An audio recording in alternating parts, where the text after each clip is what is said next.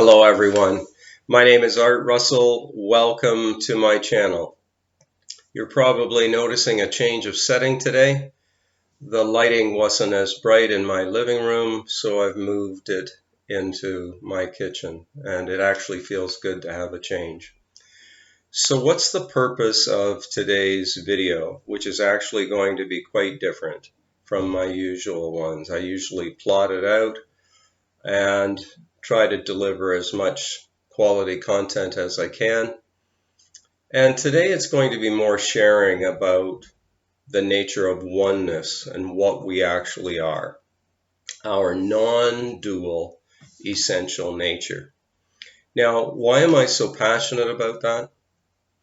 I'm passionate about it because I want to help ease suffering in consciousness. When there's confusion about what we really are, this can lead to tremendous suffering. Basically, the person. Now, the majority of beings erroneously believe themselves to be the person. Now, that sounds really odd, doesn't it? It sounds odd to say, well, are you trying to tell me I'm not the person? This is expressed in spiritual teaching several ways. Some say, I am not the body, I am not the mind. And others say, I am not only the body and the mind. I'm comfortable with either. But the point of this is not to get you to adopt any kind of belief system where you're going like through the day saying, oh, I'm not this, I'm not that. It's to help deepen your perspective of that which you truly are. Now, there are no accidents in life, but my pathway to this knowing, it's a direct knowing when it occurs. It's not just, oh, I'll get my books and I'll adopt this belief just because somebody tells me this. No, we have to go that pathway on our own. Recognition of that which we truly are. We spend our lives, at least to a certain point, believing that we're the person because we've been conditioned to believe that. Parents do it, teachers do it, siblings do it. You're given a name. In my case, it was Ronald Arthur Russell. And then the story morphed from there into, oh, I live in the country when I was old enough to know this in a rural setting, and these are my two sisters, and this is my mom, and this is my dad. And the story builds and builds and builds. And we believe that's who we are. Now, today an idea came to me that I think is useful for this, and this is why I'd like you to follow some of the pointings. I call them pointings because I'm not trying to teach you anything that you don't actually know yourself at a deeper level. Here's the idea. It's related to a pendulum. And living as a person, believing yourself to be the person, means that we swing between good and bad, favorable and unfavorable. For a period of time, we can believe that we've got life circumstances at the one end of the pendulum, the good. We've got our spouse, let's say, we've got our house, we've got great conditions. But inevitably, circumstances are going to change, as all of us are aware, and it swings to the polar opposite, where we might deem these situations and circumstances as bad or unfavorable. So to believe that you are the person, and let's let this pendulum represent the person. They're fine if they're centered one day, and we know this even from family situations. Don't go near your mom or your dad, because we advise the kids they're centered now, they're fine, but don't irritate them. Don't talk to dad or mom while he or she is driving. Don't do all these things. So we learn these rules of trying to keep the person nice and stable. But inevitably, a situation arises, maybe an unexpected bill, and the perspective of the person swings again. And we know that if we're experiencing it ourselves, or if others are around us, we want that pendulum. We want that person to be nice and stable. We maybe cajole them. We tell them funny stories and they'll go, not right now. I need some rest or some food or whatever. That's of the person. And life is full of these events: divorce, death, job loss. The economy is poor in general. You're a landlord and the tenant isn't paying his or her rent. All of these can put the pendulum, the person, in motion. And what I'm suggesting is, and it's demonstrated fairly well by a pendulum, you see here at the top, even with all the swings, the center, the still point, is that. It's still. And this is in fact why there are several books out there entitled Finding the Still Point, the center of your being that's unaffected by apparent external events. Now, my pathway came to this, as I mentioned, in kind of a roundabout way. One of the keys was I've had a lifelong interest in the law of attraction. And you may think that's not related to this, but it actually is, because it involves knowing a deeper sense of I than I, Art Russell. Art Russell is just a name. It's not who I am. Neither is the body and neither is the mind, the contents of the mind, because both of those are observed or known. To find the peace that goes beyond all the swings of the pendulum. Did you have a good day at the office, honey? Uh-oh, you had a bad one. Even the dog knows to avoid you on those days, right? But the still point here wasn't moving, wasn't affected by either the ups or the downs. So as I stated, I came to this understanding, this knowing in a roundabout way. I had I still have a lifelong interest in the law of attraction, even when I didn't understand it. And one of the books was key to changing my understanding. And I'd like to read a passage from it. And it relates to the true I, the true self. And self, and when we speak in spiritual terms, it's often used in uppercase to refer to something with greater respect. It's the true self. Now, the book that helped me greatly with this is called The Master Key System by Charles F. Hennell. Here's a passage. Now, this was written many years ago. It came out as a correspondence course in 1912, and it was published in book form in 1916. The I of you is not the physical body. That is simply an instrument which the I uses to carry out its purposes. The I cannot be the mind, for the mind is simply another instrument which the I uses with which to think, reason, and plan. The I must be something which controls and directs both the body and the mind. Something which determines what they shall do and how they shall act. When you come into a realization of the true nature of this I, you will enjoy a sense of power which you have never before known. Your personality, now, personality is what most beings believe they are. And they'll praise themselves on the days where they believe they're doing something really great and they're smart, they're clever, they're performing well. And they'll feel shame or remorse or beat themselves up if they are on another day where that swing has swung the opposite way, and maybe you're struggling to learn something, or you've dropped something, broken something, or whatever reason that the human perspective comes up with to blame itself for not being good. Your personality is made up of countless individual characteristics, peculiarities, habits, and traits of character.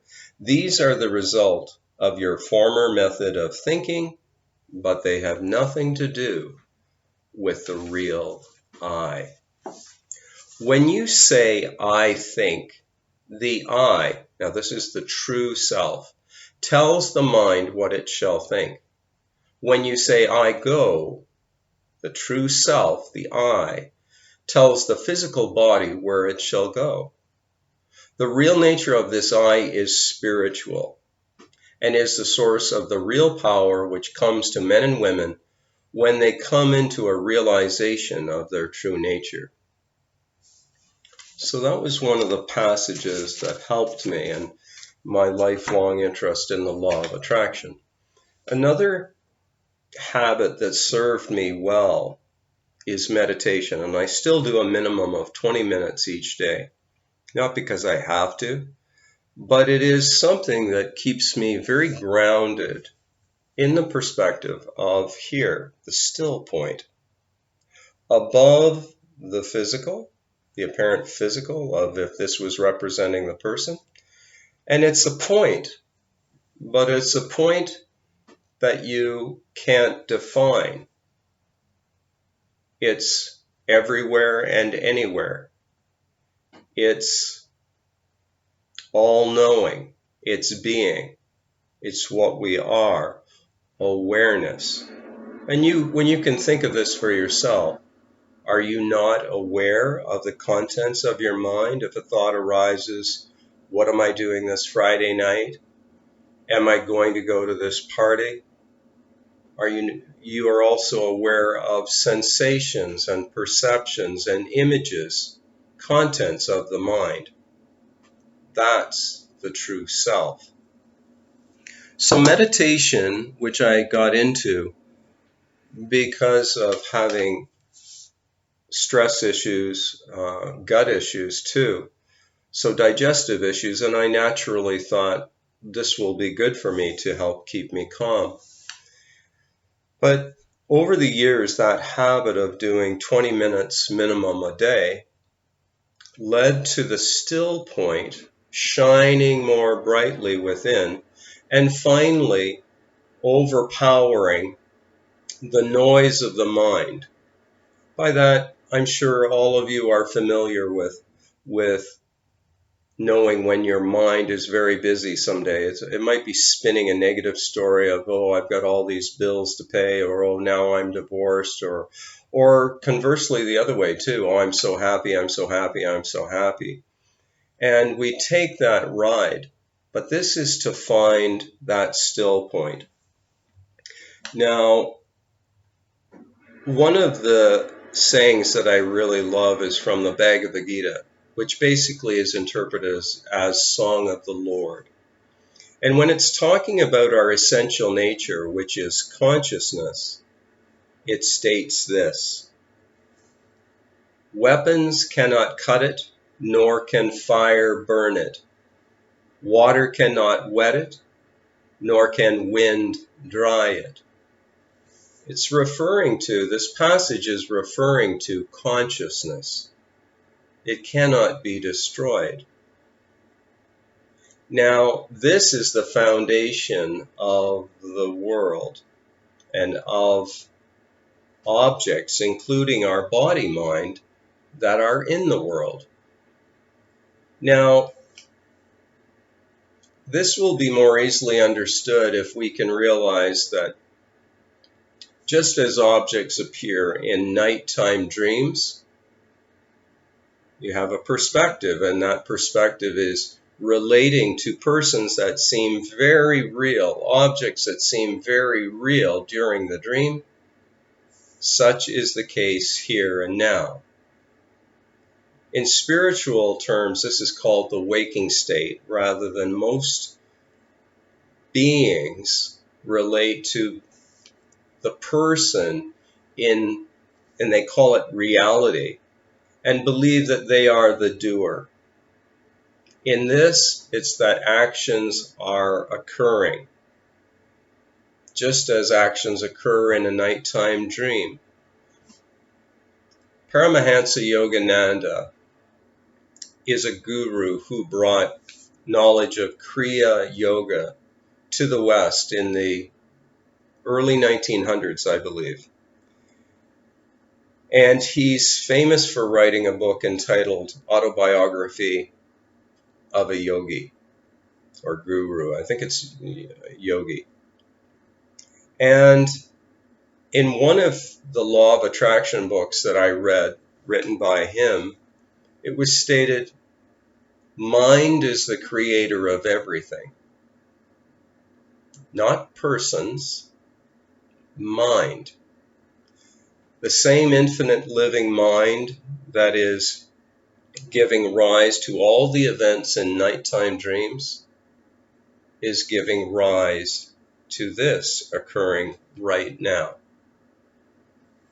Now, this is the reason why we also have books such as this, Who Am I? By Sri Ramana Maharshi, who was a being who recognized his true nature suddenly at the age of 16. And he became a sage, or was revered as a sage, who offered pointings to seekers who wanted to know that deeper sense of self. But who am I? And he certainly wasn't meaning I am his name that he was given when his body appeared. It means a much deeper sense of I that transcends all those trying circumstances. And what I'm saying is when we live from that, there's much greater peace. What I'm talking about is also what another author, Greg Good, is referring to when he says standing as awareness or consciousness. Instead of absolutely believing yourself to be the person, when you are still, if you even began to meditate for 5 minutes each day, you'll see that you're aware of thoughts. You're aware of the body. You're aware of the contents of the mind. That awareness is your essential nature, and it cannot be harmed. It is the silent witness. This is another reason we have a book entitled I Am. Just I Am, not I am Art Russell, or I am Susie, or John, or various other names. Just I Am awareness. This was by Jean Klein, who was a famous teacher of non-duality. This is why we have books such as Emptiness Dancing, Consciousness Dancing, Generating All Appearances, All Events, by Adyashanti, another well-known author and teacher. This is why we have books such as Illusion versus Reality by Sri Ranjit Maharaj. The illusion is the appearance in consciousness. What we really are is that which cannot be pointed to. This is even spoken of in the Bible as Jesus saying, you cannot point, lo, there it is, or lo, here it is. It's everywhere. This is, again, why we have books such as The Final Truth. Now, The Truth by Ramesh S. Balsekar, who was, again, a noted teacher of non-duality from India. These are not people trying to be holy. These are beings who've recognized their true nature and then desire to alleviate suffering in consciousness, which is also my purpose, and help you have greater life experiences and with greater ease. This is again another book by Ramesh S. Balsekar, The Ultimate Understanding. Again, it's not because he studied to achieve this. It's not achieved. How this really occurs is identification with what is the false self, the egoic I, the person, the personality that can be happy 1 minute, but half hour later, their happiness is so brittle that all someone in the family had to do was say something the wrong way, or it's not really wrong, but interpreted that way, and the happiness swung again. It's a very trying way to live. You might think, oh, I'm going to get my happiness from that apparently external circumstance. Maybe if you're single, you want a partner and you believe they can bring you happiness. If that's your belief, it's going to be dependent on them. This is speaking about a happiness that is independent of anything. In fact, it's when we know that which we truly are, it needs nothing else to have, to be. It is happiness. It's a happiness that cannot be taken from it. It is life itself. This is why you have books such as I Am That, which is a book that came into my awareness in 2019. I've just finished the 8th read of this. Bragging? I don't think so. Only a person would do that. I've read it over and over and over. I am that. He's not saying I am Sri Nisargadatta Maharaj. Yes, we need terms to refer to one another. But this is the oneness that actually is all of us. That's why when we know this conflict between apparent others, and I put others in quotations, is because in truth there are no others. Everyone is seen as made of consciousness or awareness, having an apparently human journey. Anyway, I hope this has given you something to contemplate and that you'll be willing to dive a little deeper into that which you truly are. It's well worth investigating. If you've enjoyed this video, I invite you to subscribe to my channel or click a like. There's more information available through my free articles at thinktwice.me and also through my book entitled This Taste of Flesh and Bones, which is available from Amazon. I'd like to thank you for watching, and I'd like you to know that I truly value you, and I'm looking forward to talking again with you soon. Bye for now.